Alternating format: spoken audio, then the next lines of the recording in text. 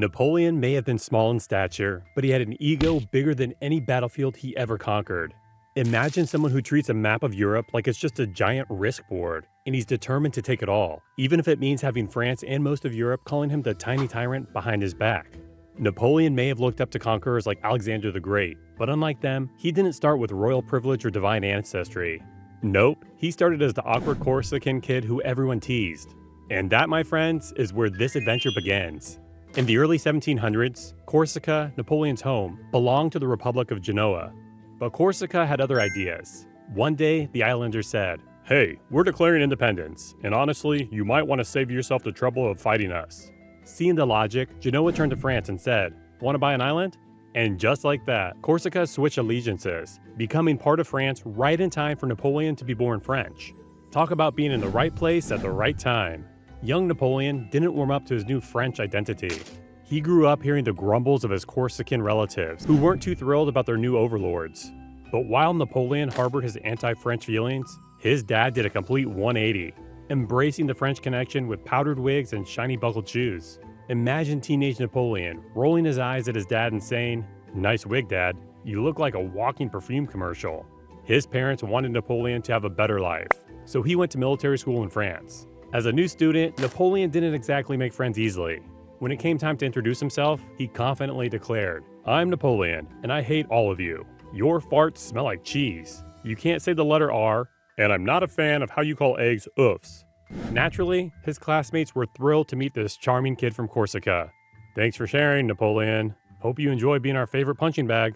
And boy, he got picked on for his accent, modest background, and general attitude. But he wasn't exactly one to back down. Napoleon spent time reading about the great conquerors of the past. By the time he graduated at 16, Napoleon landed himself as a role as a second lieutenant in the artillery regiment. Napoleon had big dreams, massive ones. Unfortunately, his road up the ranks wasn't as smooth as he hoped. Imagine his frustration. "Napoleon, you're a tactical genius and show a lot of promise, but we're promoting Simeon here instead. Why? Because even though he mistook a cactus for a horse, he's got the right last name."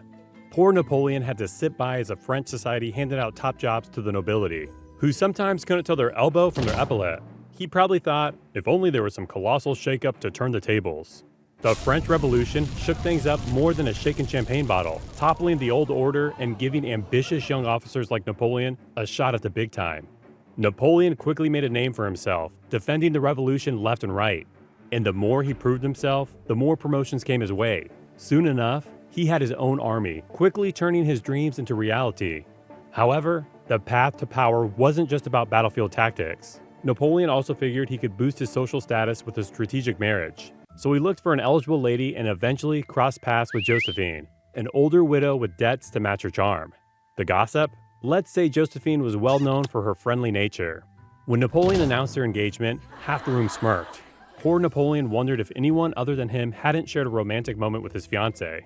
As if that wasn't enough to juggle, the rest of Europe decided they'd had enough of France's revolutionary antics. Austria, Britain, and other monarchies were outraged that France had thrown out its monarchy, fearing their people might get similar ideas.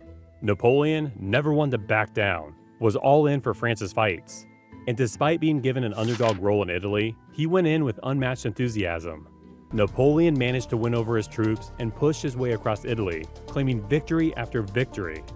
Then came his boldest campaign yet, Egypt, bringing scholars along for what was practically a history field trip. Napoleon took in the sights, marveling at strange statues, hieroglyphics, and the Sphinx. But when he got into his groove, British Admiral Nelson showed up, promptly sinking Napoleon's fleet and sending him scrambling back to France. Napoleon didn't let this little hiccup tarnish his image despite the setback. He spun the Egyptian adventure like a triumph. He published newspapers declaring his victories, commissioned paintings to show him as Europe's heroic savior. And honestly, if he could have made action figures of himself, he would have. And somehow, even with the odds stacked against him, Napoleon became a hero, ready to continue his rise. When Napoleon returned to Paris, you'd think he'd take a breather. But no, he was greeted like a national superstar again. With applause still ringing, he got that familiar glint in his eye. Maybe I could run things around here. Napoleon's life took a more political turn when a prominent politician approached him. This guy had a wild plan: stage a coup and end the unpopular government. Napoleon's reaction? I like your style. The plan was simple. Trap the government in an isolated palace with only Napoleon and his men around and wait for them to voluntarily hand over power. Gentlemen, there's a huge Jacobean threat. Into this cage. I mean palace for your safety, they cried. All right, sure thing, the official said, cluelessly stepping into their own trap. Napoleon's men cheered as the doors clicked shut. We got 'em, boys! Inside, there was uproar. Napoleon's men weren't exactly sure what was happening.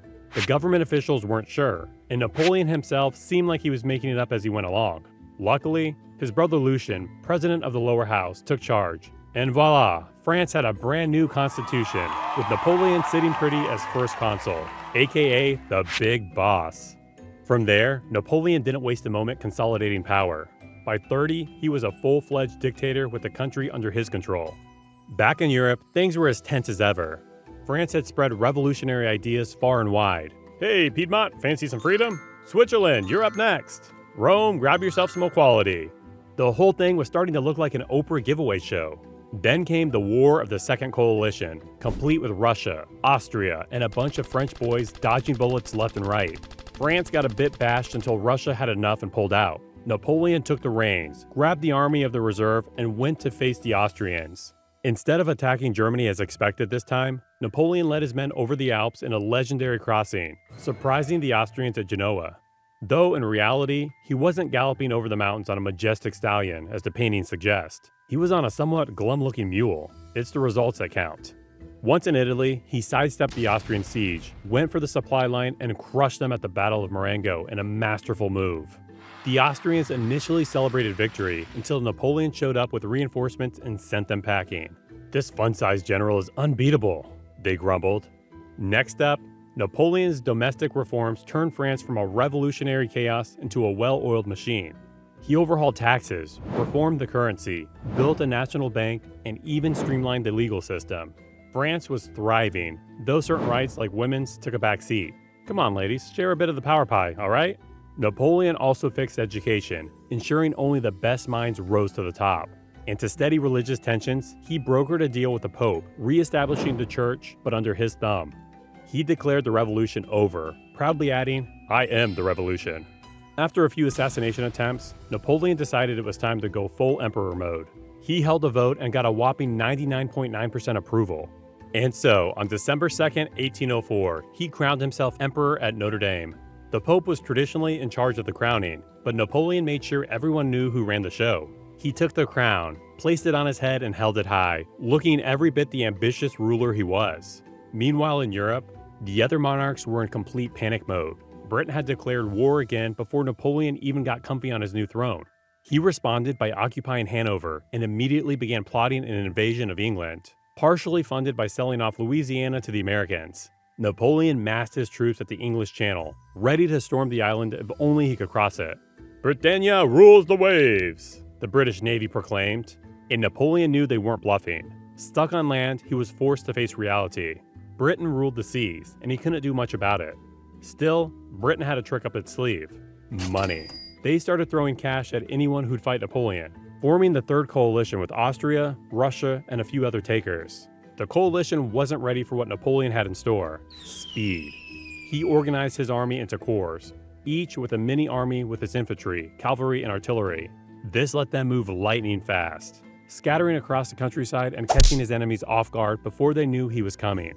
Napoleon soon turned his attention to the Russians, who were on their way to back up the Austrians. Knowing Russian Tsar Alexander was young and itching for a fight, Napoleon sent a peculiar message.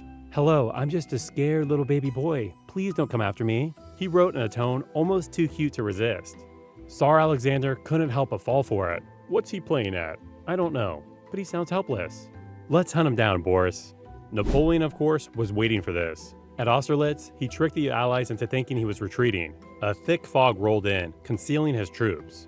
As the Allies descended to attack his weak right flank, Napoleon's forces suddenly charged up from the fog surrounding them. As the enemy fled across frozen lakes, Napoleon ordered his artillery to fire on the ice, sinking countless soldiers in freezing water. The Allies were humiliated. Austria was forced to make peace, again handing Napoleon another victory. Napoleon's dreams of crossing the Channel faded, but the British weren't taking any chances. Their legendary Admiral Nelson smashed through the Franco-Spanish fleet at Trafalgar, securing British control of the seas. Napoleon's invasion plans crumbled, and Nelson's heroics became legend. On the continent, Napoleon solidified his hold on Europe, doling out new territories to friends and family like he was throwing a royal family reunion.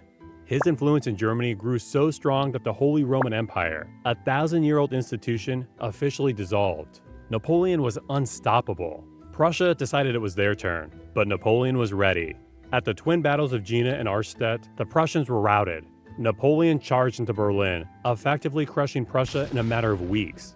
Russia, refusing to give up, launched a winter assault. In the Battle of Friedland, the Russian army made a critical mistake, positioning themselves with a river at their backs. Napoleon seized the opportunity, trapping them and decimating their forces.